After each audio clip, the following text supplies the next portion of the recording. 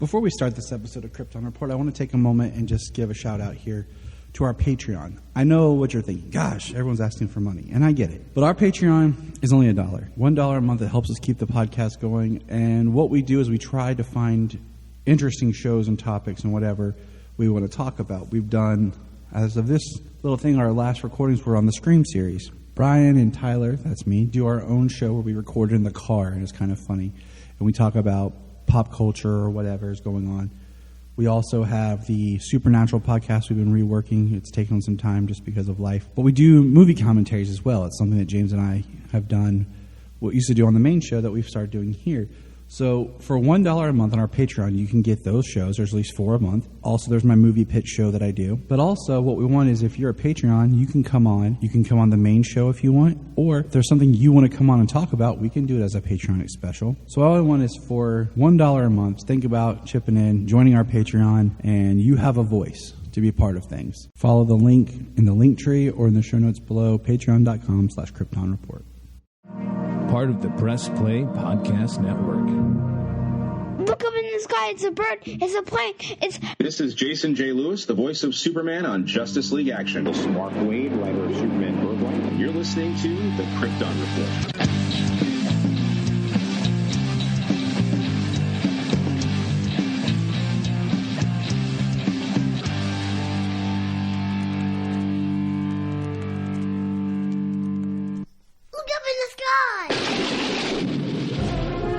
Welcome to the Krypton Report, and it is Flash Week. That's right. We are in the next exciting chapter of Flash Week. And yes, I call it Flash Week because it sounds awesome, but it's kind of like Flash Week plus like 3 days. So don't hate on me. But this time, because I'm awesome, and I was like, if I'm going to do this the way I want to, I'm going to get awesome people with me. I have, and you've heard him before, and if you don't listen to his podcast, then that's poo-poo on you. But I have Mr. Anthony Desiato. I almost said Desiato, gosh. I almost like added some extra layers there. It's been a long day, people. And since I'm recording things out of time, it's been fun. But Mr. Anthony Desiato from Digging for Kryptonite, what's up, man? Thank you for having me. I've heard a lot of different pronunciations of my name in my lifetime, so that's quite all right. What I found more than anything else, just as you just did a moment ago, people tend to want to add letters. It's like the name's already long enough. I found more often than not when it's mispronounced, it's adding aspects to it, but it's all good. I just kind of slurred off the tongue here. I've been talking for a while, and it's just one of the behind the scenes of podcasting. I'm recording all these early. 1, because I wanted to make sure I got them all done. 2, I learned from Anthony. Anthony is the man who, as I joke often, he probably has 2024 already, halfway done recording. Because he likes to be prepared and be ahead, which is great. And so I'm trying to do that. But I'm recording this shortly after my trip, where I'm still kind of, not sure how much sleep I've gotten or what's going on or which way's up. Because it was like 72 hours of straight awakeness. But anyways, all that off the side, we're going to be talking about, for this day's episode installment of Flash Week, is the 1990s John Wesley Shipp pilot. We didn't have time to watch the whole series or dissect it, but we wanted to get our feet into it and the flavor and what that version of the Flash is and how that shaped us. And, talking with Anthony was exciting because Anthony had never seen it. And he was like, if you want to get somebody else, man, I was like, no, let's do this like this because I have seen it. I rewatched it for this. But coming in with his fresh eyes and talking about it makes it a little bit more fun than just two dudes talking about how they grew up or what they watched when they were younger with it. So it makes a little bit more of a, group effort here. And yes, I'm rambling because that's what I do. So Anthony, thank you. Thank you for joining us for Flash Week as we build up. On a scale of 1 to 10, how excited are you for the Flash film? As of right now. Oh, we're going to start there. I guess I'll say maybe 6 or 7, I suppose. This is a whole separate conversation, but I guess I won't even get into the Ezra Miller of it all and all of that, but it's just the sort of thing where it has been so many years and so many false starts, so many delays. And now I feel like we're seeing this overcorrection and just this intense overhyping of the film. And I hope it's great. I always Yeah. want these movies to succeed as an audience member and as a fan of these characters and this universe and everything. Like, I want it to be great. I never wish for a movie to fail. But I'm just starting to feel like, okay, how good could this possibly be? I just feel like people are being pretty hyperbolic about it. And maybe it's deserved. That's the thing. I reserve judgment until I watch it. But I'm curious, but it's not like I'm on the edge of my seat for this thing. I mean, what about you?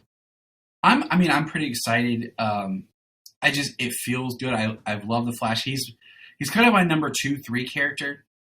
It's Superman, and then Batman, the Flash are in there. Sayla's super excited, so that kind of breathes into my excitement. Seeing my kids actually be excited, like Solomon's really latched on to Michael Keaton as Batman. I think a lot of that happened when I took him to see the double feature of Batman Returns. He's really kind of enjoyed that version of Batman. So, both the kids are excited, which, really helped me get excited for it. Because it's just fun to be excited for something again and not come in with the negativity. The whole Ezra Miller thing aside, I try to look at it like he's one component of a multi-layered film. Like, you have the directors, the writers, the crew, all these people who worked on this film. They just can't help that he had issues as the main character.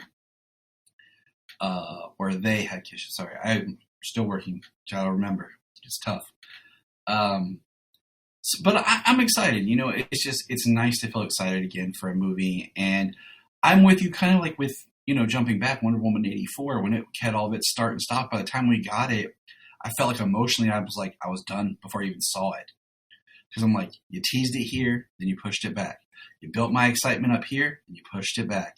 You built it again, and then you pushed it back. So I think there's that similar vein here. The only difference is it was all these false starts, and now we're here. It's an ongoing joke I had that Ezra was announced to be the Flash the day after the TV series premiered, and here we are, the TV series is ending, and Ezra's film is finally coming out. So we'll see. We'll touch base as it comes closer, but even more so, let's talk about the 90s. Now, I'll give you my history with the show, and I know you had never seen it, but what, if any, history did you have with this Flash property? The most experience that I had with it, and I was thinking about this as I was watching it and then thinking about our conversation that we're having now, at my old comic shop where I worked for many years, we would occasionally pop, the DVDs in and watch it on the TV at the store. But now when I say watch, it was more just kind of on in the background. So it is true. Until now, I had never actually sat down and watched an entire episode from start to finish, but I had at least seen scenes and a few minutes here and there. So it wasn't completely foreign to me. So again, I knew of it. I owned the DVD because one of our beloved community members from my old comic shop, he gave me the DVD set years ago, and it had remained sealed until now. So I had seen bits and pieces of it at the store. I owned the DVD. And then I guess probably the most significant experience, not with the show itself, but with this version of the character, was through the Arrowverse and John Wesley Shipp coming back in the various roles that he played, including in Crisis, this actual version of Barry Allen. So like I said, I mean, it wasn't a complete blank space for me, but it was not something I had ever actually immersed myself in until I sat down and watched that 90-minute pilot. Yeah, it's exciting to hear that, just because, like I said, it's fun to come to someone who hadn't seen it to experience it, especially as part of your fan journey as you dug into the George Reeves series, which, if our listeners don't know, he has a separate podcast and I've been on there.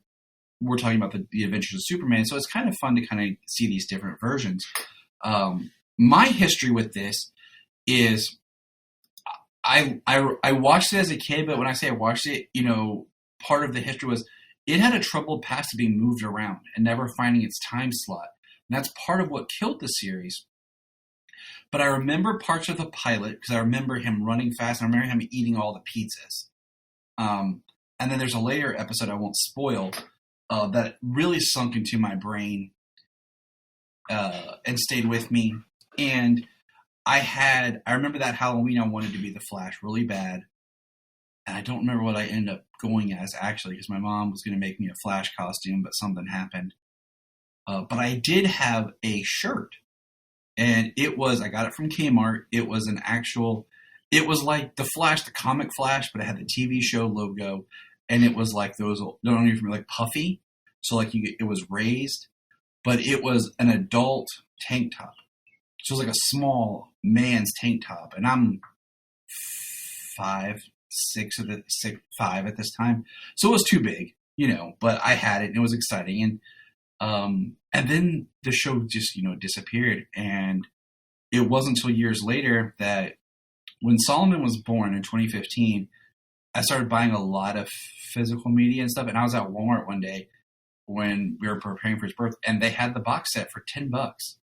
So I picked up the DVDs, and it was one of those shows that I watched straight through as one of those Up with him.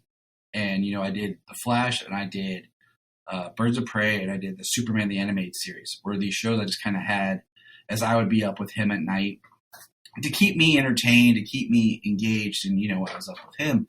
So I had never got to really rewatch it until then, and it was an interesting experience, and I wanted to, do this and bring back that character and talk about it, and that's what we're here to do.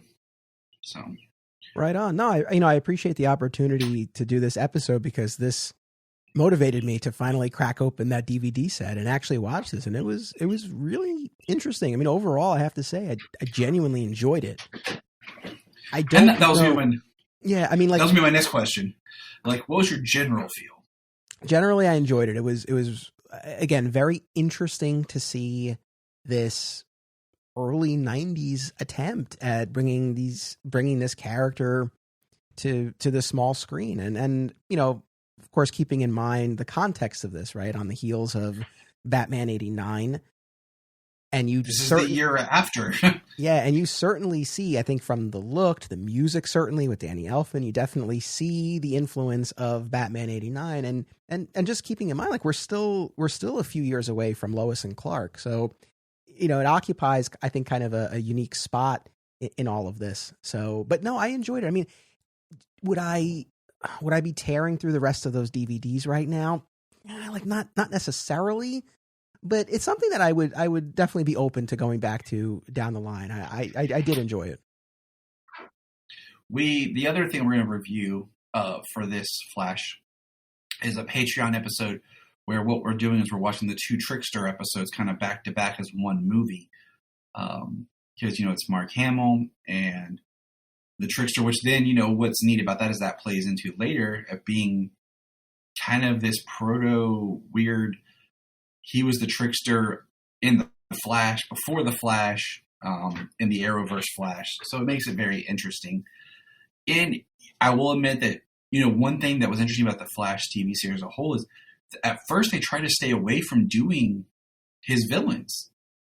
They stay away from supervillain type things until I think the Trickster's the first one. But then they eventually do a version of Mirror Master and, a couple others. So it's interesting, like you pointed out, we will say this premiered in September of 90. Batman '89 had come out the year before. This is very much a Flash that feels like it would line up with that universe. You have the color scheme, the feel. From a directing, they took a lot from Tim Burton. The music is done by Danny Elfman with Shirley Walker. Shirley Walker, who would go on to do the music for Batman the Animated Series. So you're seeing this kind of thing. And I was doing some digging.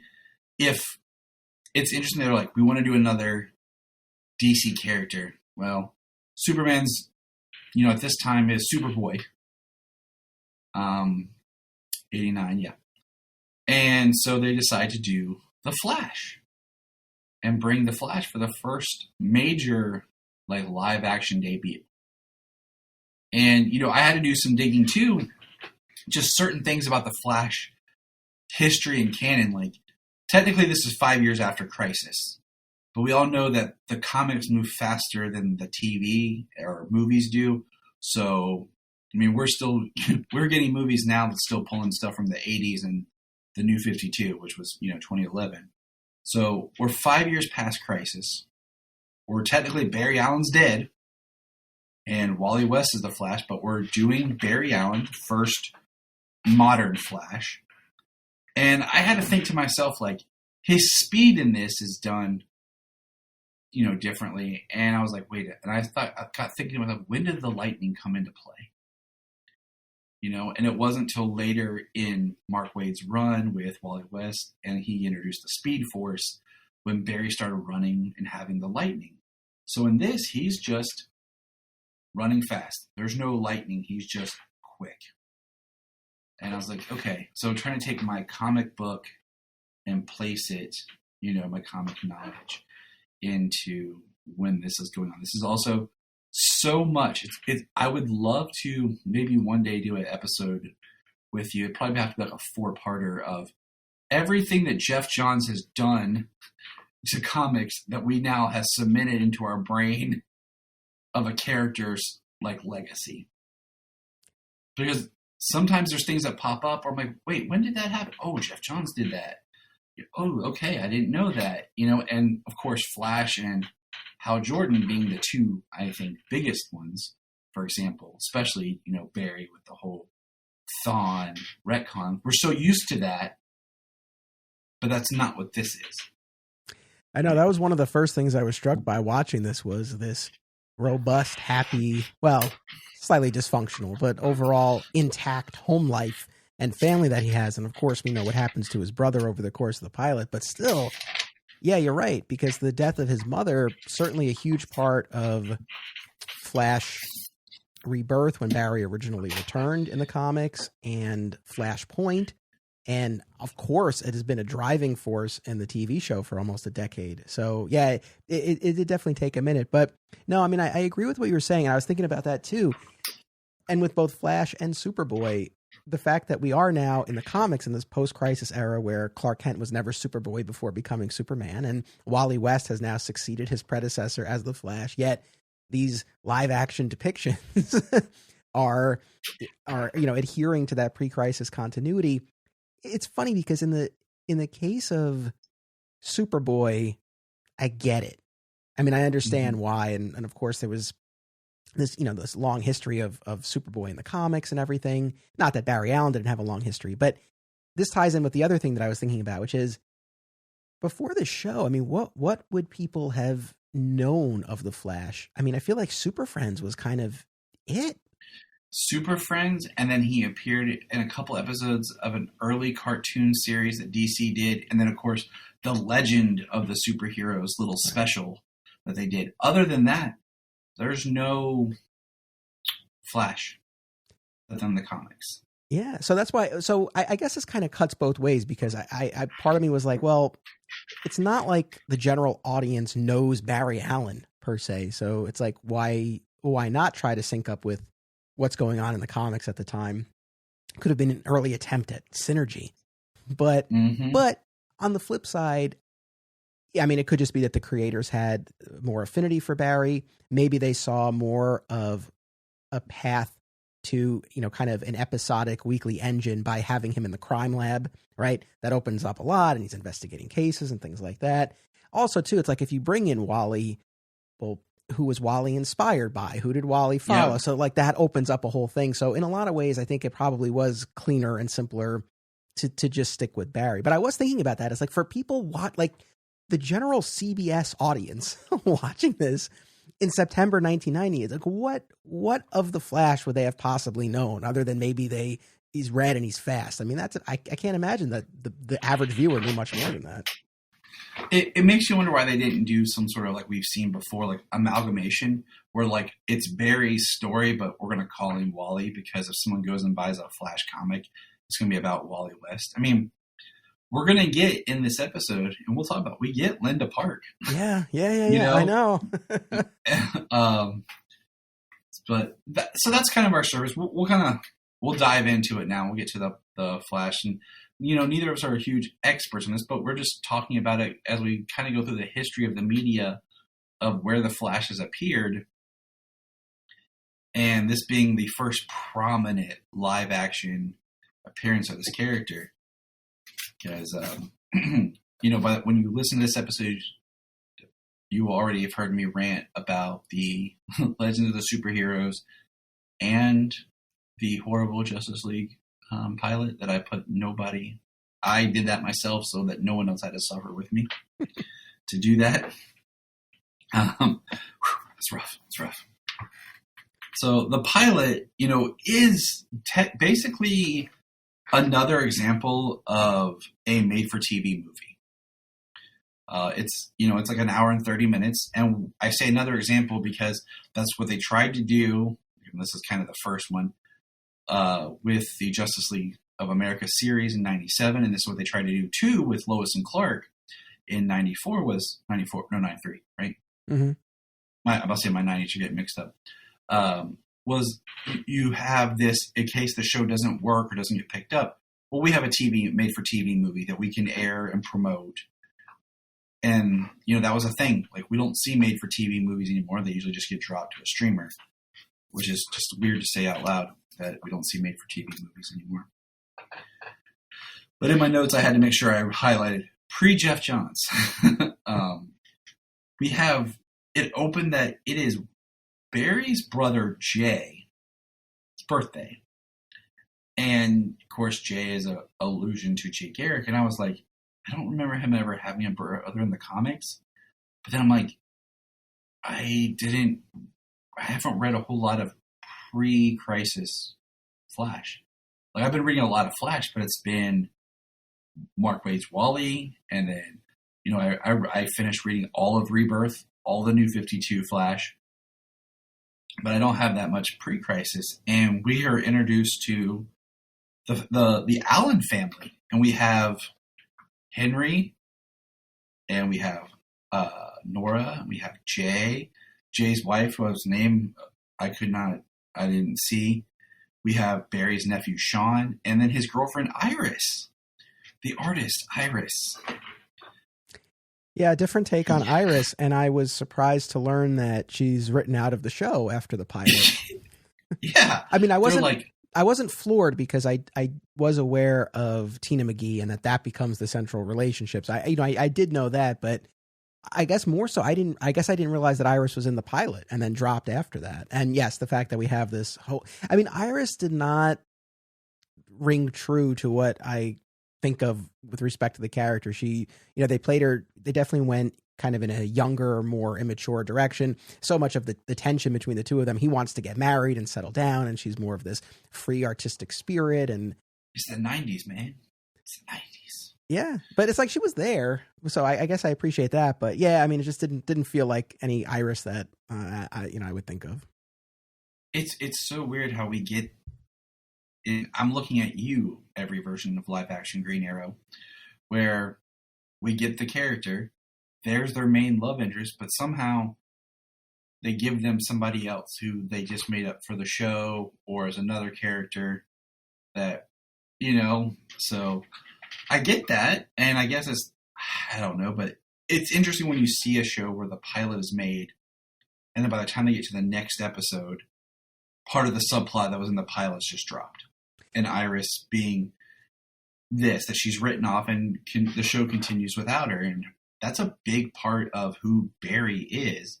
So they developed this Tina McGee relationship, which is interesting because, once again, Tina appears on Arrowverse Flash with some tweaks, but she's still Tina McGee. So it really helps kind of play with this is an alternate Earth. Yeah, for sure. I don't know the backstory why they decided to drop the character. Maybe they didn't like the way it played. Maybe they saw, because in watching the pilot, you definitely feel more of the chemistry between Barry and Tina. So maybe they saw that and were like, okay, this is the direction to go in. Yeah, it makes complete sense. And I found, okay. I'm sorry. I was just gonna say, did you find, so you going back to what you were saying before about the, wondering if Barry ever had a brother in the comics. I was not aware. Did you find anything? Was there anything pre-Crisis? I did it. I reached out to my buddy Brian because Brian's been reading all of DC Comics in chronological order for like the past several years. And it's just hilarious because he'll, like, irony is right now he is reading the new Krypton. And he's like making comments, and I'm like, he's like, have you read it? I was like, a little bit, but I'll be reading it soon by the end of the year. Like, wait, he's like, oh. Wait, he started in 1938 and he's already at New Krypton? Yeah, he's like I said, it's been, I think he started this journey when DC Universe started. Wow. Because he had the app and he just started going through the chronology of what's there, and that's where he's been. All right, wait. So, now, in fairness, now I don't mean to diminish what he's done at all. That is a towering achievement, and I tip my hat to him. But as we've talked about, and I've complained on my podcast a lot, there are a lot of gaps in that app. So it's so that makes things a lot clearer. But that's still a tremendous amount of material to get through. And then he had to go back and do some when Ultra dropped for things that he might have missed that weren't on the app. So, so anytime we talk about like stuff, like I'll reach out, like, okay, you know, because he was doing a whole like really good look at where the comics were, and then comparing it to like the comics are here. How is George Reeves here? You know, this is what the comics were when Chris took over as Superman, and how it differs, and then how the comics changed to Chris's portrayal. You know, so it's been fun. So I reach out to him like, hey, what happened in Post Crisis? You know, but as far as a brother, nothing came up. I might have missed it. You know, I didn't get to talk to him as much as I wanted to preparing for this episode. But it's interesting. What I found even more interesting is the fact that the Allens are all cops. But for some reason, Barry couldn't be a cop. He had to be the CSI. Even though the CSIs, and I feel like it's such a look at the 90s where the scientist is so like, nerd, working in the lab. Now we have like, what, 6 CSI shows? Well, you know, it's funny, going back to Jeff Johns, I remember this when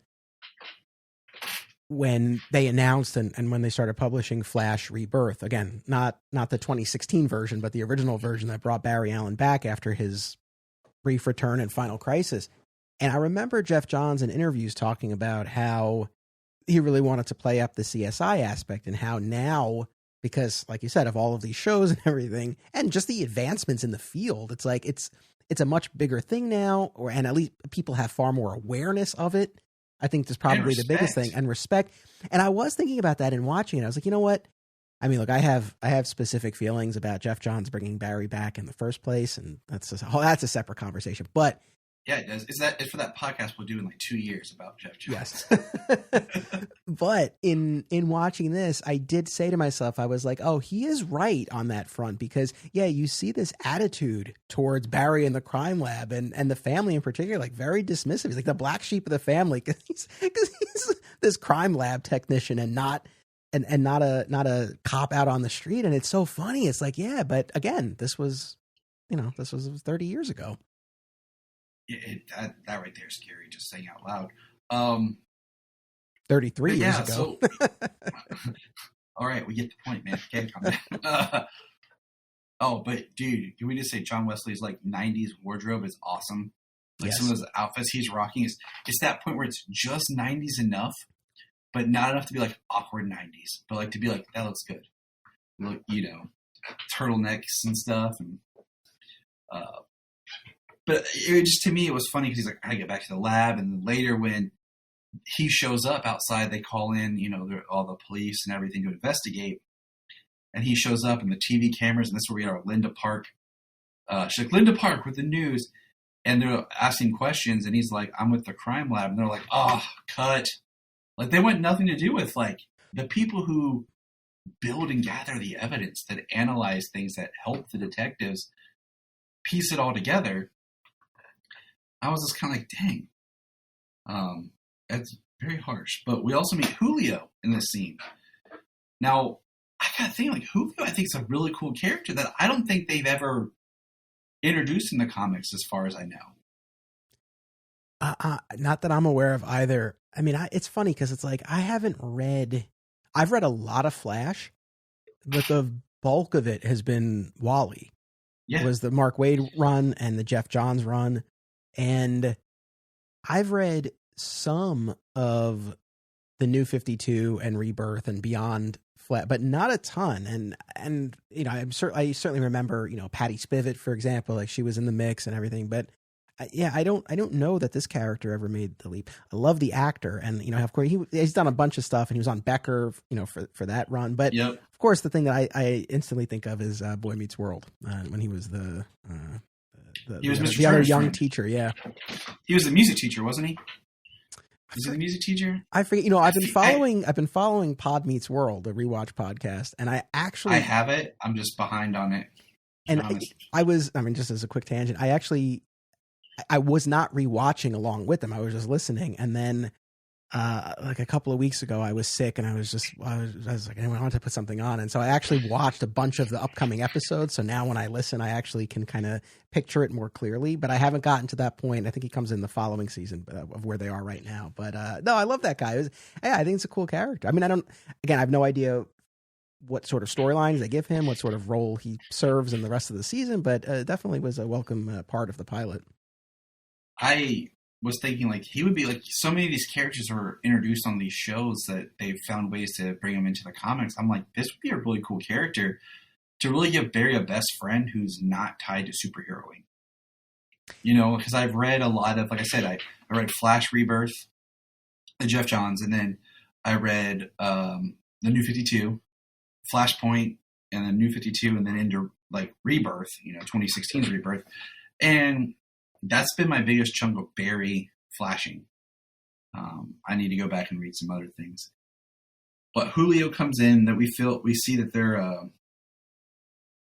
going to work. They're going to work OT. He's like, that's a lot of OT, man. He's like, well, we got to do this. And we watch, and what's funny is Julio shows up with food, and he's like, Barry, you want some food?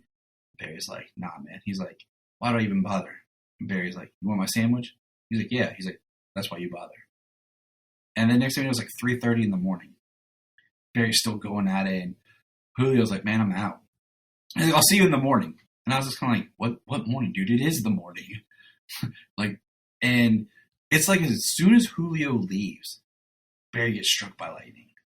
I mean, it's just like, because he's not even out the building. He turns around and Barry's on the ground. We get that great shot of him flying back into the chemicals, and we see the electricity moving through his body.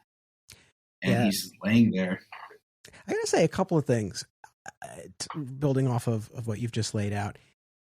With Julio in particular, this ties into a larger positive feeling I have about the show, which is I do like how grounded it is. And I get what you're saying. It takes a while before they bring in more of the comic booky aspects and villains in particular. But, one of the things that grew very tiresome for me with the Flash TV show, and I've said this on various episodes, but, everyone is a metahuman, like everyone's on the team, everyone knows the identity. And it felt to me, and I eventually stopped watching, but it just kind of felt like, I know they're still dealing with interpersonal stories and things like that, but it just felt like it was all within this Star Labs, superhero world, and we were missing the more human grounded component. And so watching this, the family dynamics, the relationship business, Julio, like all of it just felt more real and grounded. And I really, really enjoyed that. So that was certainly a highlight. And then the whole, electric, the lightning strike and being bathed in the chemicals and everything. Again, I didn't really know what to expect going in, how faithful this would be, but you look at that scene and it's like, man, it's like right out of the comic. So I thought it was very, very, that aspect in particular was very well done.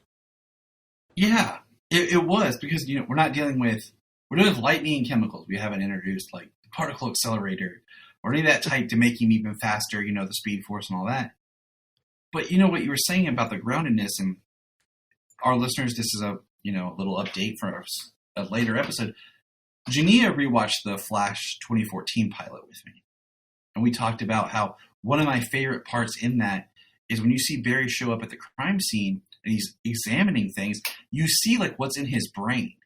Like as you see like formulas, almost like it's written in chalk, you see him measuring things. You see the machinations of him solving the crime as the CSI, which I think is great. But then it goes off to being just him and Star Labs. But then we can't make Barry too smart because we need this team instead, and we kind of diminish the character. And in this, we have Barry, who eventually will soon here be working with Tina, but they're kind of just the two of them, Tina, early person, early man in the chair, woman in the chair right there. I was thinking as I was watching, like, interesting. This whole person in the van on the comms. I'm like, yeah, well, we're so accustomed to now. Yeah, I mean, look, I don't always want to make it about Smallville, but I can't help but think about my favorite show, and especially those early seasons. As much as I know, people complain about the Freak of the Week formula and all of that, but it's like that was just an engine for them. And when I think back on those first couple of seasons, it's like, and I don't really think about who Clark fought in various episodes, right? They were, that it was a vehicle to have some action and some outside tension. But what I think about the most were those moments with the Kents, between Clark and Lana in the barn, the foreshadowing of the doomed friendship between Clark and Lex, like all of those, the human moments and those interpersonal conversations and everything. And yeah, I feel like in the Arrowverse in particular and Flash, I just feel like they strayed from that. So again, in a lot of ways, even though this 1990 Flash show is, of course, far more limited in terms of what it could bring forth on screen, I think they did a solid job showing the super speed. I think in that respect, Flash makes sense as a choice for this kind of show, because it's like, okay, you can achieve, super speed reasonably well enough. But yeah, I mean, like that whole piece of it, I think really was a highlight. I like that. And the next piece is where he's in the hospital after being struck by lightning, and the actor, I think it's Emmett, I had it written down, who plays Henry Allen, who's one of those actors you've seen in a ton of things. I just was like, he's almost goofy, like, but in a not, I'm trying to be goofy kind of way. He's yelling, like, let me see my son, and Barry's already up out of the hospital bed. Like, I'm good, I'm fine. And then he meets Iris for lunch, like right after the hospital. And I'm like, you got struck by lightning, man. I know. It's like on the current Flash show, he's in a coma for months. It's like here he's just up and going about his day. Well, listen. I mean, so it was just kind of interesting because we see like the family and how they're working. And what we find out, Iris is having a gallery. She's an artist, and Barry's going to be there, And so we haven't even talked about like the protest. We talked about our protagonist. We haven't talked about our antagonist. And the antagonist is this rival biker gang led by Pike. It's this motorcycle gang that have this cool like blood spot on their back for their symbol. And I'm not going to dive into it too much, but Pike is an ex-Central City Police motorcycle officer who Jay actually betrayed, or vice versa kind of thing. He believes that Jay betrayed him and everything. But he's like leading this gang, and I have in my notes like, oh, so his hideout is the same as the hideout for the Foot Clan and Teenage Mutant Ninja Turtles. It's just a warehouse with all these people hanging out, And we have this scene where this guy like trying to escape with his girlfriend, and she tells Pike that he's going to run away and took all this money, which was just $300. I'm going to get them out of town and set them up for a little bit. That made me laugh because it's like, look, yes, as we've established, this was over 30 years ago. So, all right, $300 would get you further than it would today. But still, it's like even in 1990s terms, like that's still not that much, especially to get two people out of town and set them up with new lives. And on top of that, just how proudly, he's flashing it. It's just like, that made me laugh. Because he pulls out this like huge wad of bills, and he's like, "This is our ticket out of here." And you figure, all right, maybe it's like a couple $1,000s. And it's like, I had $300. I have a rule about screenwriting and everything: never say an amount. Yeah. My favorite example of this is in the movie White Christmas, when Bing Crosby asked the guy, like, how much is this going to cost me? And the next part, he just goes, wow. And then Danny Kaye is like, how much is wow? And he's like, how much is wow? And Bing Crosby responds, it's right between ouch and boing. And he's like, wow. No amounts given, but we have an idea that's going to cost a lot, and we can put our own kind of number on it. And it's just so much more effective, because then you have these conversations like, 300. Yeah, no, That's for like sure. what, two nights at a hotel? Like, if you're lucky. It keeps it a lot more timeless when you don't put the number on it, because no matter when people are watching it, whatever's a lot of money at that point in time, like that's what you're imagining. So no, I think that's the better way to go. So that was unintentionally comical, but it's funny. We're starting to talk about Pike and the gang now, but that's where the pilot opens with the gang, riding through the streets and Central City is like this hellscape. It's like under the thumb of this biker gang. Again, very Tim Burton, Batman-esque in terms of this world that they're creating. And I also have to say, man, this was such an unexpected delight. Random connection. So the actor who plays Pike, Michael Nader, I think is his name. I would go with that. It sounds right. So when I was a kid, my mom watched All My Children, the soap opera. So that meant that on occasion I would watch the soap opera All My Children. And that actor played a character named Dimitri on the show, who was a love interest for Susan Lucci's Erica Kane. And so I knew this guy. So, when he popped up on screen, I'm like, oh, it's that guy. You're all excited. Like, yes, I know him. Yeah, it was what a random connection. But yeah, I thought he did a great job. I liked him in this role. He's very effective. And I bring up the guy in the $300 because they do this thing where he talks about, in Japan during the Mongols' reign, Genghis Khan, an unloyal person would be tied to a horse and the horse would be set free. So they tie him backwards to his motorcycle and just send him down a tunnel with like a green ball that explodes. And I'm like, I don't know how effective that would be, but whatever. I also don't know that it was that necessary to just like toss away a bike like that. Yeah, I'm like, you could have just shot him, save money, save a bike, save an explosion inside your tunnel in your base fortress. But whatever, But what we have found out, the next big thing is like Barry's doctor recommends Star Labs for him, and he's upset because like, I didn't authorize this, and we're gonna find out he's gonna go to Star Labs, but he takes his dog Earl for a walk, and we get this great thing where Earl's like pulling him and Barry's like walking, and then all of a sudden Barry's running and it's just sped up, and he's into the bushes. Nobody notices this, but Earl does, and I love when they have the continuity of the Flash has to eat a lot. It's one of those things they had like an episode in the Flash series, like the second episode of 2014's, they already had to create some special thing that they create for him to eat. So he's like a high calorie bar. But I love in this how we see how much he eats everything in his house.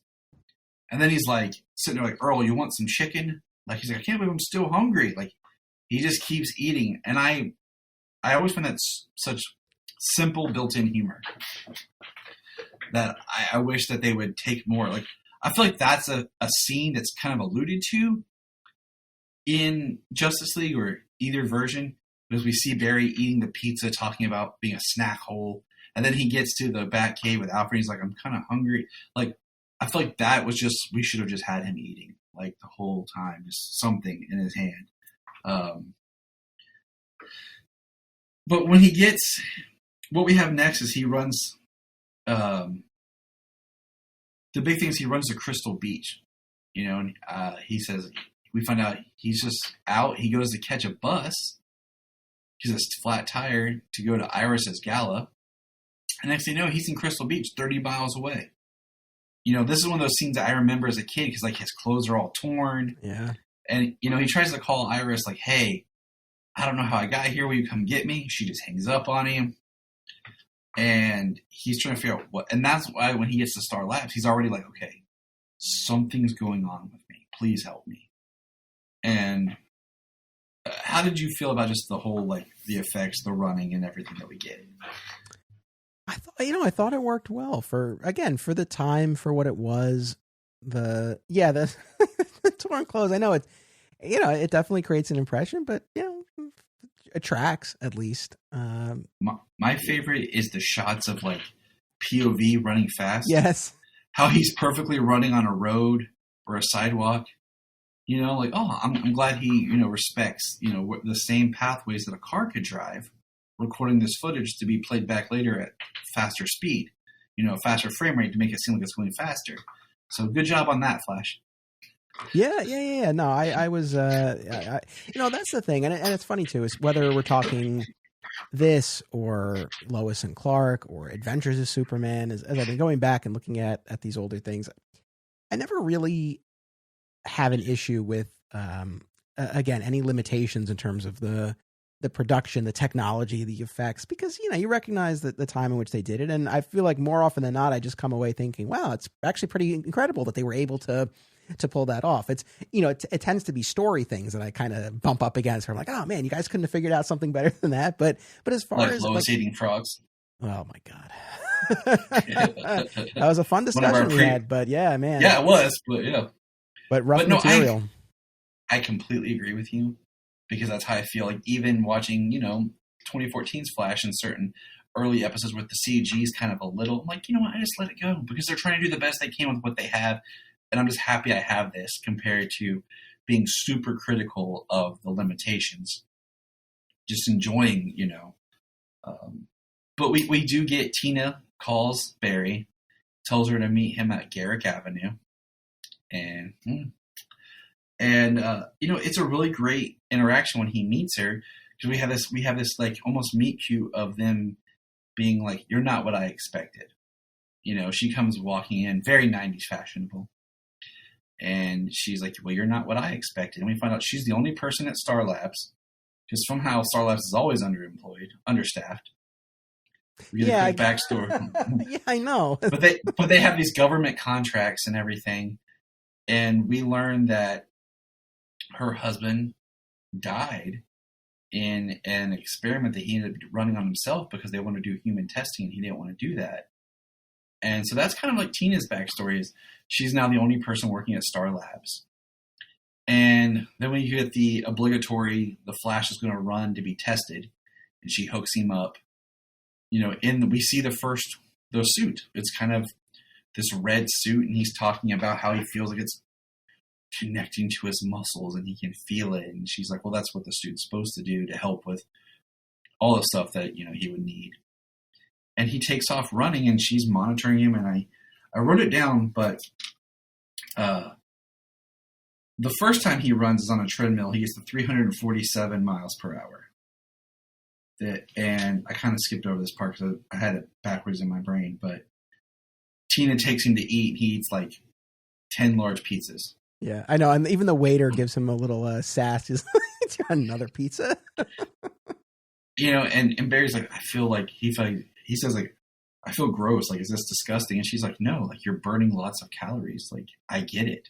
As a scientist, it's not like he's eating disgustingly. He's just eating a lot, you know, and his blood sugar has to stay up. And I really feel like this is the only episode that focuses on that. It always stuck out to me, this whole Flash thing about his blood sugar. And then like I said, as episodes go on, they kind of release that a little bit.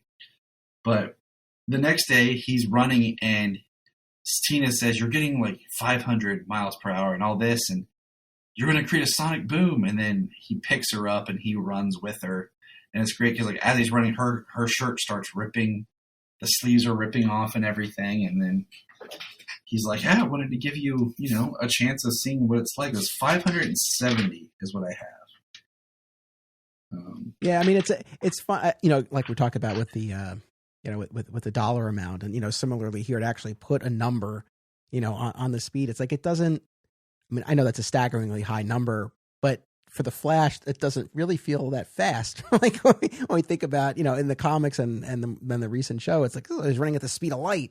So, you know, 500 miles an hour doesn't really sound like that crazy. But again, like, I like the more grounded, more modest, you know, power set. I'm totally fine with that. And it's funny too, when, you know, they show up at the track again, we saw the same scene play out in the current TV show as well. So it was, again, cool seeing these parallels. And yeah, I mean, I think, again, we see it as viewers, and presumably the producers notice this as well. But, you know, once Barry and Tina, you know, sync up like that, and they just feel more like peers.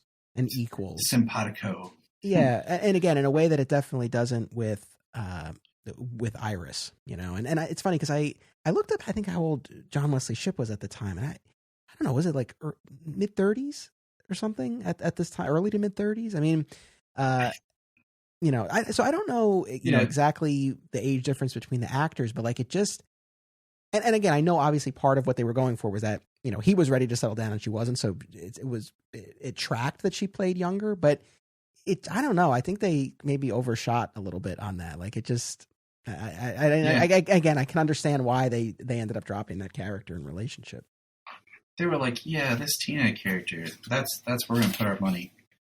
But you know, it's right after this that he gets a radio in about the motorcycle gangs attacking. Jay's leading this task force that's being presented. The mayor's going to present the task force that's going to take down this motorcycle gang. And basically, this is where Pike shows up. They shoot it up, and they kill Jay. And that's when we find out, like, Jay was the one that, you know, was against Pike, that got Pike off the force. And Barry shows up too late.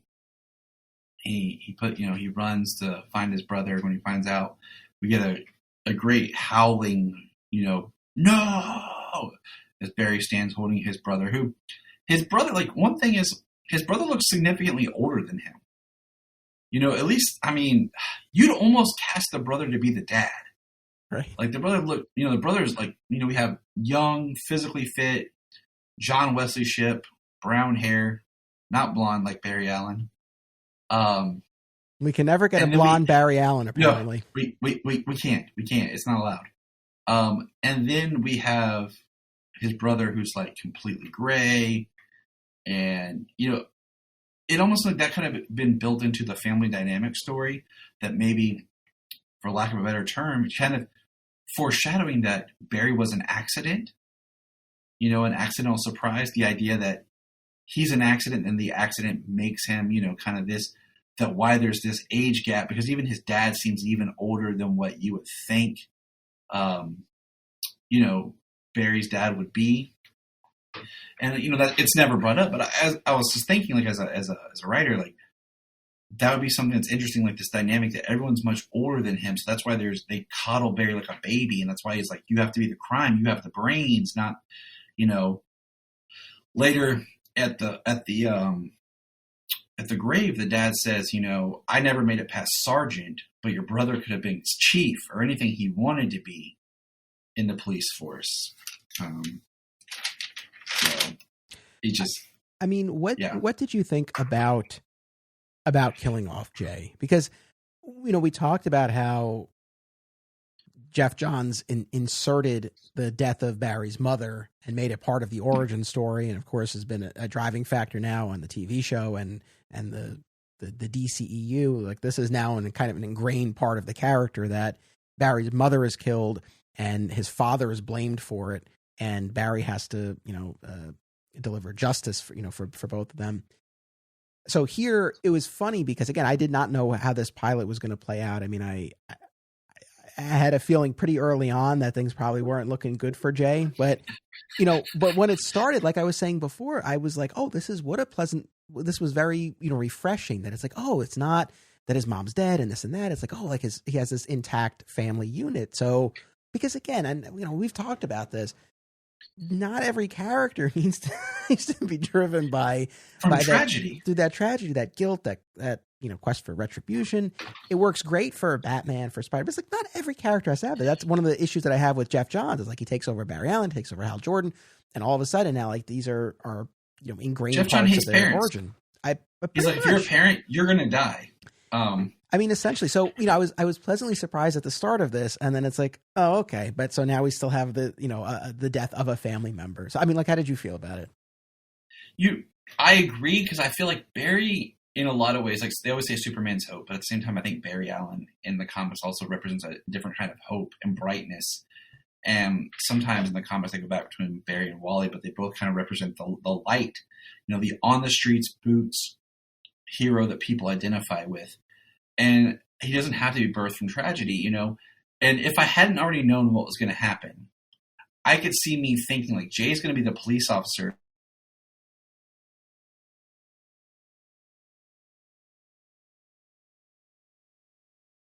Oh, it froze. So that's kind of what I was thinking.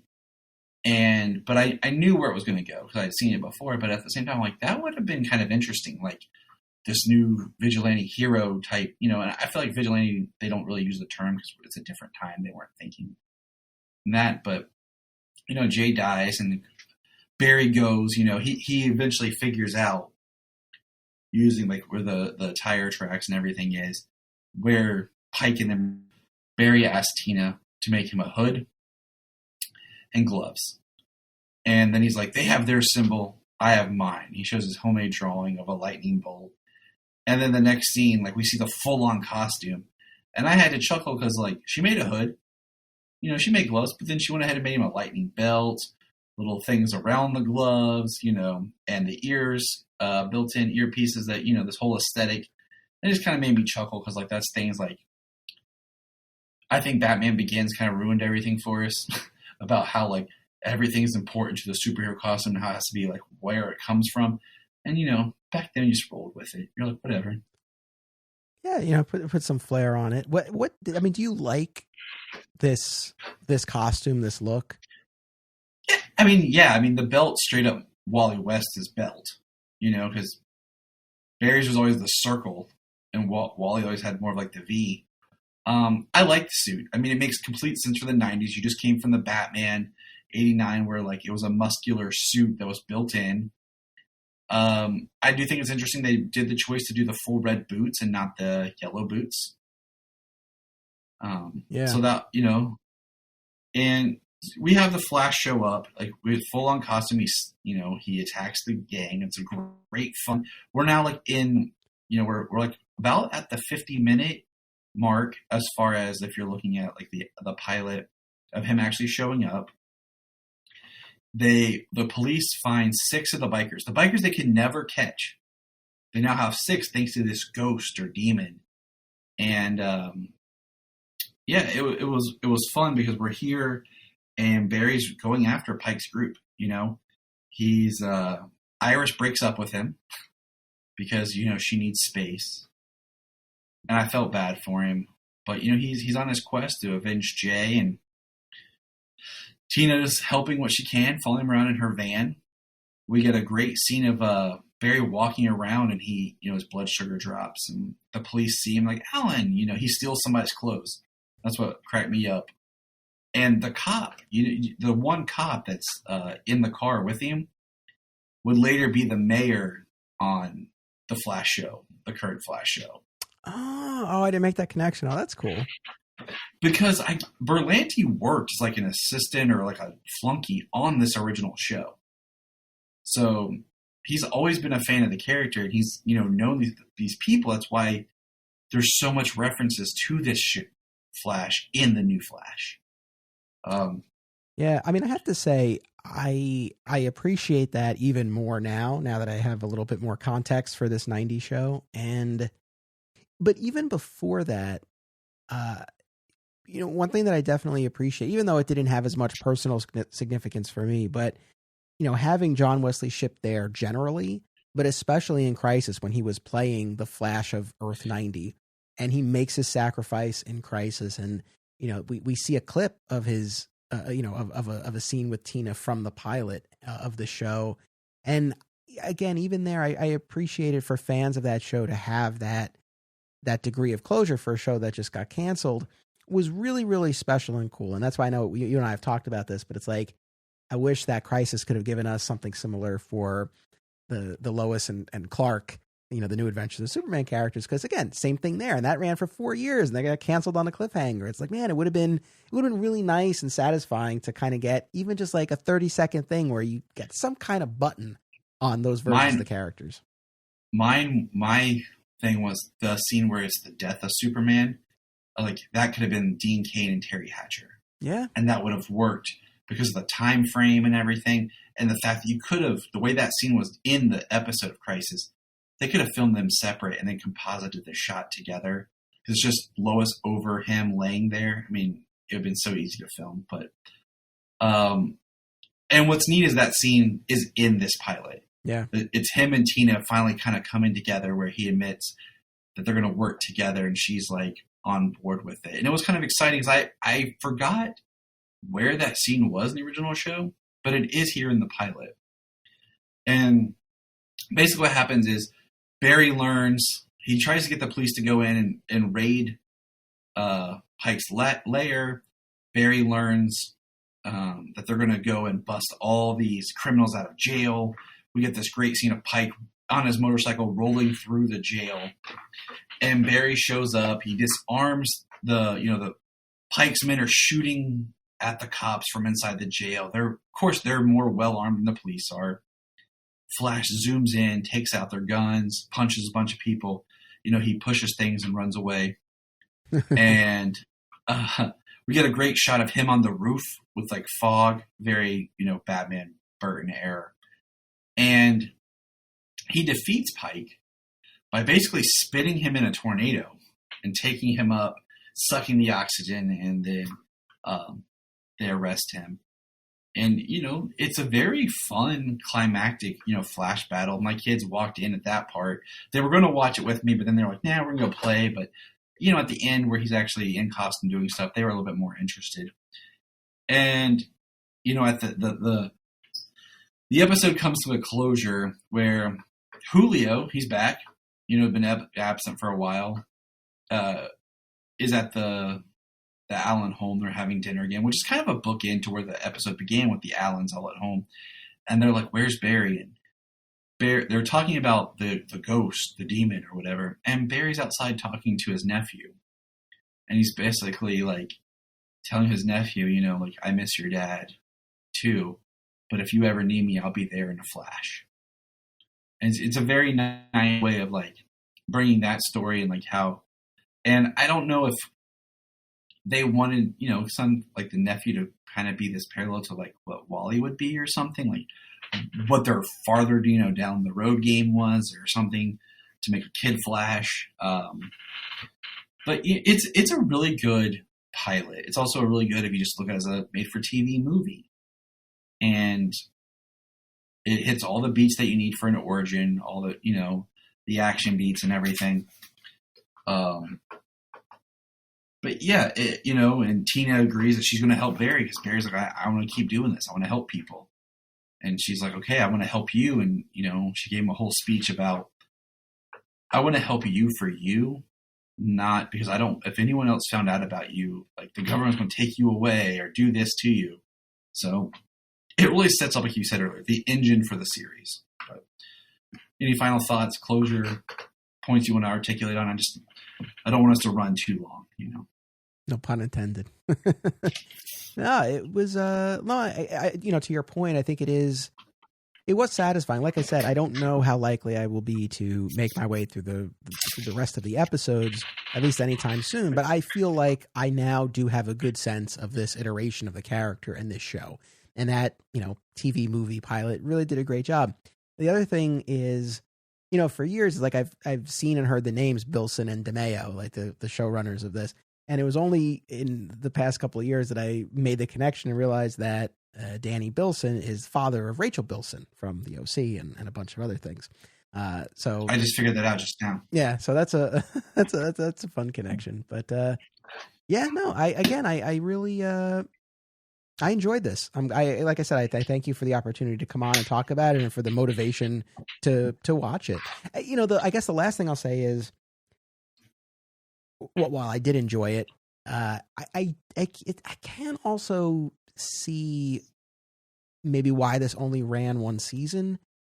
I guess I just sort of wonder what, again, like the average viewer would think of something like this. And I don't have an answer to this, but how closely it calls to mind the Burton Batman movies. Like, I don't know. On the one hand, was that familiarity appealing to audiences, or was it kind of, or was it a negative, especially if the general public didn't have that connection to the Flash, and so they're just seeing like another superhero that's kind of trying to be like that awesome Batman movie that we all love, but isn't. I don't know how that kind of ultimately landed. Yeah, I agree. Like it's I would recommend for you.